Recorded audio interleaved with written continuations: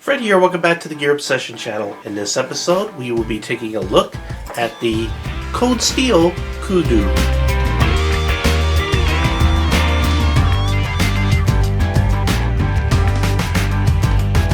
This Cold Steel Kudu is based on a knife called the Okapi. It's running about $8.46 on Amazon. I will provide the link below with free shipping.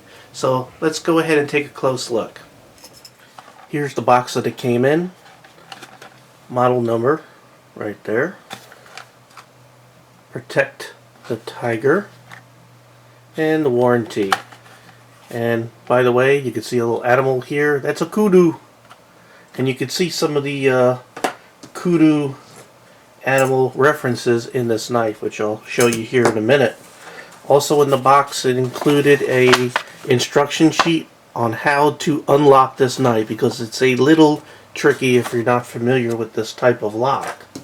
So here is the Kudu. It's a rather large knife. I'll go down the specs really quick. The blade is 4 1/4 inches right there. You can see the picture of the Kudu right there. You can see, whoa, I almost cut myself there, a little bit of a kudu right here. Kudu. You can see a kudu right there. You have an adjustable pivot screw right there. Looks like a torque screw. And it's a rather large knife. So it's a 4 1/4 inch long blade. It's made of German 4116 stainless steel. And it has a polished finish. Looks like a clip point to me. And feels really sharp. I'll go ahead and run through the test real quick. The blade itself is kind of thin. For its size, it's 2 millimeters. Overall length of this, when it's open, is 10 inches. So again, it's a very large knife. But despite the size, the weight is a very light 2.4 ounces. The handle itself is 5 3/4 inches. Let me put it on the pretty side here. And it's made of a, they call it Zyx, but it feels like a Zytel. I know it's a glass reinforced something similar to Zytel, I think. So, and you can see there are no liners or anything. It's just a cutout in the handle material for the knife to fold. Now, the way that you unfold this knife, because it is locked, this whole thing is like a big spring here, and you can see it has a rivet or pin right through there. So it has to try to pull this up to get this pin that's part of the blade out of there, because that's the back of the blade right there that's coming up through that hole. So it's a very, very strong knife. So the way that you, according to the instructions, close this is you hold it with one hand, grab the pin, pull it, and then just nudge the blade over, and then close it. Now you hear that? That rat-tat-tat? That's another thing that's common with this knife, or it's a copy of this knife, and I'll talk about that here in a minute. What this knife was modeled after does the same thing. And I'll let you see how that locks in there real quick. You can see how each notch, because the back of this blade has all these notches, and they sort of and then finally locks in there like that. So let's talk about the history just a little bit. Cold Steel felt that they could make a copy of a knife called the Okapi and make it better. The Okapi is like a staple as far as knives are concerned in South Africa, and actually in other places of Africa also. It's the most common knife down there. It's a utility knife. It's used for everything from skinning to just, common everyday work to murder. So they use it for everything. Now, it was modeled again after the Okapi, which was really invented in Germany in 1902 by a fellow named Ernst Gerling. Actually, his name says F.A. Ernst Gerling in Germany in 1902. And it was produced there in Germany until 1987, 88-ish, somewhere around there. And they exported it as cheap supplies for troops in Africa and Asia colonies. Now, sometime in 1988, they moved production to South Africa, where it's still made down there today. And the Okapi is a there are some crappy looking ones, and there's some very pretty looking knives. They're made of wood, and they look really nice. But Cold Steel said, we could take this knife and make it better. And that's what the Kudu is all about. Also, the Okapi is named after an Okapi animal, which I'll show you here. Kind of looks like a zebra. So when Cold Steel decided to name their copy of the Okapi, this is getting confusing, they decided to call it the Kudu, which is another animal that you see here, and you see on the knife, both in the handle and in the blade. So let's go ahead and move on to the tests.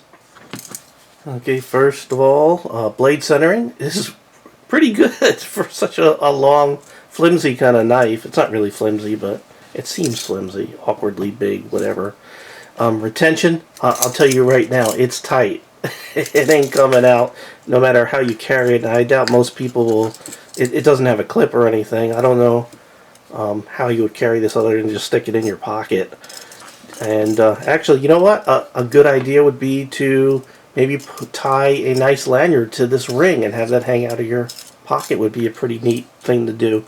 But this is a utility kind of knife. It's something cheap that you could use just to, you need a junk knife to do some work that will trash a knife. You could trash this knife, and it's definitely capable of handling it. So anyway, I digress. I was doing the test. Retention is good. Blade centering is good. Next, we'll go ahead and check lockup. And again, you know how this locks up. Right there. And despite the simplicity, there's no up and down play, and there's no side to side play. It's amazing for an $8 knife to be just made so well. Actually, even though it feels, it doesn't feel very expensive. I don't know how to describe, on video what I'm feeling. So anyway, no up and down, no side to side play seems pretty freaking good. Let's go ahead and do the paper test.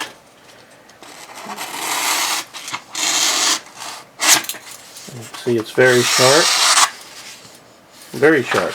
As a matter of fact, let's see if we have any hair left on my hand from doing... See, I can't do knife videos all the time, and the reason why is because I might be a hairy guy, but I do not have enough hair to do 2 knife videos a week. You have to give me some time to grow my hair back. Alright, so let's go ahead and shave. And I have tough hair to shave. It is shaving some hair and some skin, but so it's somewhere between being able to cut paper really good and shaving okay. It's not, I have to make about 10 passes, and now I have no hair in one place on my body other than my head. Alright, so it's reasonably sharp. You could probably sharpen it up a little more. It's probably not too difficult. This is not stainless steel, by the way. This is German 4116. Oh, it is. I'm sorry. It is... It's German 4116 stainless steel. What I was thinking was the Okapi that the Kudu mimics is usually not made of stainless steel. It's usually made of a hard carbon steel.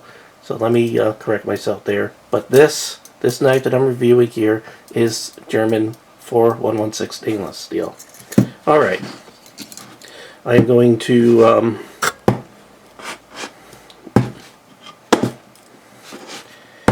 stick this in pine, it's back and forth,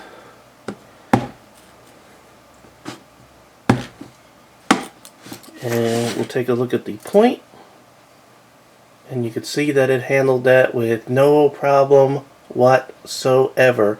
This steel is heat treated to 56, 57 on the Rockwell hardness scale. So Cold Steel always does a really good job on their heat treatment on their steel. Another thing, Cold Steel has a video out on their website or on their YouTube channel. I think both, their website and their YouTube channel, where they do spine hits with this thing. They hang, I think 40, 50, 60, I can't remember, somewhere between 40 and 60 pounds on the back of this, to try to get it to fold, and it doesn't.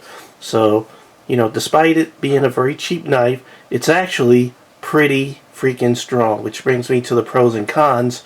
Pros, it's cheap and it's strong. And for those of you who like the way it looks, that's a pro too. Some people will think this is the ugliest knife they've ever seen. Or they would say, it looks better, with wood. So just a black handle. So, that's, it's all depends on your particular tastes, whether you think it's a pretty knife or not. I think it's pretty, it's different. It's not the same old black knives that I usually review.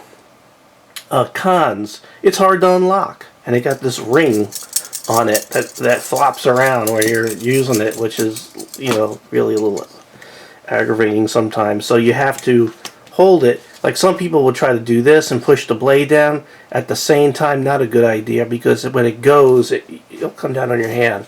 You want to pull it like this. And then just one notch is all you want to do. Just break it one notch and then stop.